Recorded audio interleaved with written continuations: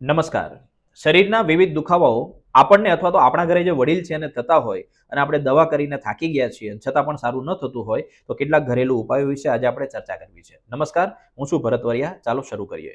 Number 1, જો તમારા ઘૂંટણમાંથી સતત કટકટનો અવાજ આવતો હોય તો દરરોજ સવારે છે તમારે 4 થી 5 પલાળેલી અખરોટ ખાઈ જવાની છે. 100% સારું થશે. કમરની અંદર સતત દુખાવો રહેતો હોય તો સરસવનું તેલ લેવાનું છે. એની અંદર લસણ અને થોડોક અજમો છે એને ઉકાળી અને એના પર માલિશ કરશો, 100% સારું થઈ જશે. સવારે ઉઠતાની સાથે જ તમને એવું લાગે છે કે તમારું શરીર અકળાઈ ગયું છે અથવા તો કઠણ થઈ ગયું છે તો 1 ગ્લાસ ગરમ દૂધ લેવાનું છે. એની અંદર 1 ચમચી દેશી ઘી નાખવાની, થોડી હળદર નાખીને પી જશો, સારું લાગશે. સાંધાની અંદર સતત સોજો રહેતો હોય તો રાત્રે 1 ચમચી મેથી દાણા પાણીમાં પલાળવાના છે. એ પાણી પી જવાનું છે અને મેથી દાણાને ચાવી જવાના છે.